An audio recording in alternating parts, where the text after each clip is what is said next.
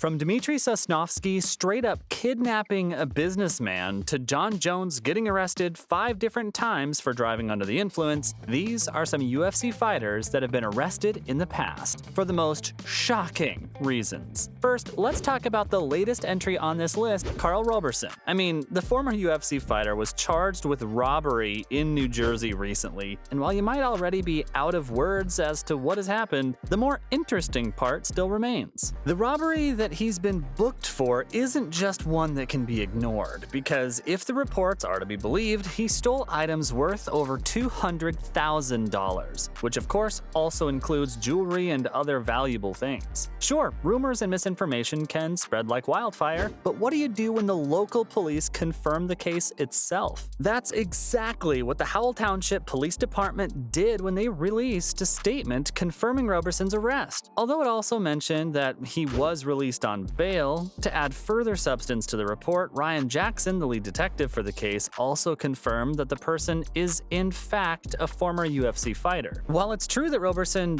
did get arrested and charged for the robbery, it's important to understand that he hasn't been convicted of the crimes that he's accused of. So for now, it's a situation where he's innocent until proven guilty. But having said that, nothing seems to be favoring the accused at all. The details truly make it clear that he was indeed involved. For starters, he wasn't alone in trying to accomplish this task. It was a job for multiple people. Roberson had an accomplice who helped him secure the items in question. Dathan Thompson, the guy in question, is also 32, the same age as his partner who got arrested as well. The initial press release mentioned that the suspects had stolen jewelry from the master bedroom of the house, all of which was captured on home security surveillance cameras. Of course, the owner of the house didn't know who they were, so he decided to get help identifying the suspects. That's where facial recognition software comes in. In addition to that, detectives Jackson and Anthony Romano also used cellular data locations to pinpoint suspects. All of that combined, and you've got 2 prime suspects. And so the search begins. Interestingly, Roberson was arrested during a traffic stop in Neptune, New Jersey. While the arrest was easy, it was the fact that the vehicle had several interesting things that caught everyone's attention. These included a defaced 9mm handgun, illegal substances, and items that were connected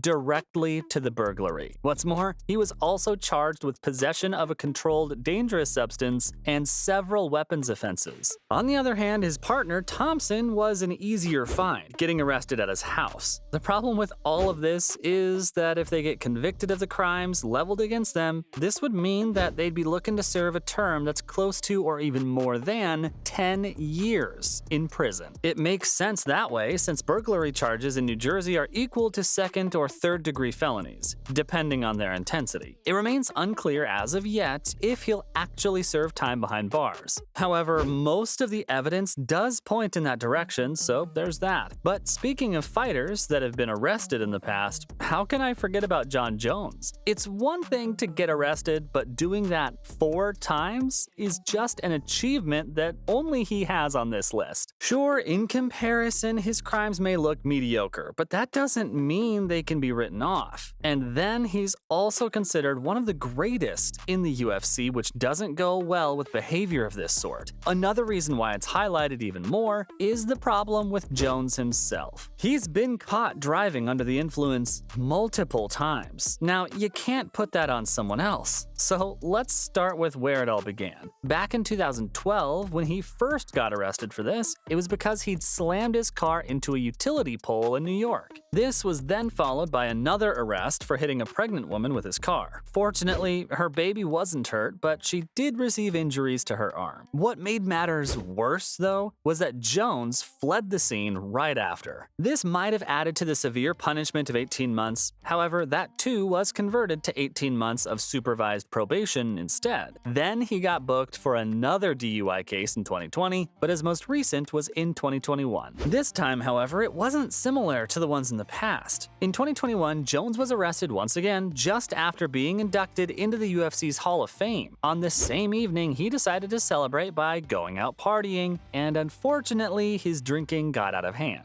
The The consequences of his actions became evident later that night as he was arrested by the police on multiple charges, including domestic violence, battery, misdemeanors, and causing damage to a police vehicle. The reason behind this arrest was that Jones's partner had called the hotel staff, who in turn called the police after he attacked her. But let's talk about the Russian fighter whom Jones doesn't even come close to. Dmitry Sosnovsky, the guy who got over 8 years in prison. Before all of this happened, heavyweight MMA fighter Sosnovsky was known for his unbeaten record. But ever since he's been sentenced to 8.5 years in prison, that's probably what he's known for now. The reasons were the crimes of kidnapping and extortion, along with 4 other accomplices. Sosnovsky was found guilty of abducting a Russian businessman and threatening him with murder unless he paid them 300,000 rubles. However, their extortion plot failed as the victim refused to give in to their demands. The situation turned against Sosnovsky and his cohorts when the victim managed to escape, and then also notified the authorities, who apprehended the perpetrators. Now, guys like John or even Sosnovsky are popular fighters, and that's because their performances came before their offenses. But that's not the case with everyone. One guy, namely Jared Wyatt, got his UFC career killed before it even started. He had won his debut fight, but right after that he got involved in a serious crime. In 2010, he pleaded guilty to murdering his own partner, but it doesn't stop there. He completely went bonkers and ripped his partner's heart out. Not just that, he also cut his tongue and then grilled different parts of his lifeless body. Reason? He thought he might still be alive. Seems kinda weird, doesn't it? Well, Wyatt says he had taken some hallucinogenic mushrooms which forced him to do all of that. No wonder he got 50 years to life in prison. Shorten that by 14 years and you've got a life sentence for Jonathan Copenhaver. War Machine received a sentence of 36 years to life in a Nevada state prison for assaulting his ex-girlfriend, Christy Mack. Not just her, but her male friend as well, both in her Las Vegas home in 2014. Mack suffered extensive injuries, including a fractured eye socket, a broken nose, broken ribs, and lost teeth. War Machine had a history of violent behavior, including punching and choking a man unconscious in a parking lot fight. This resulted in a 3-year probation and a 30-day community service sentence. Naturally, he got thrown out of the UFC due. Currently, War Machine is in prison and awaiting trial after a failed suicide attempt delayed court hearings. And last but not least, I've got a story to tell about Cody East, too. A police report stated that a former UFC heavyweight, Cody East, is accused of hitting his girlfriend in the head. He dragged her by the hair and threatened to kill her 10-year-old son, but it was all too obvious already. East had already been let go from the UFC because of similar behavior in the past, and a case like this only made it more certain why UFC's decision to do so was the right one. In 2016, East was arrested on 3 felony assault charges. These included aggravated battery against a household member, aggravated assault against a household member, and false imprisonment. He did get to go free at the end after paying a $30,000 bond though. So there you have it, some shocking reasons UFC fighters were arrested for.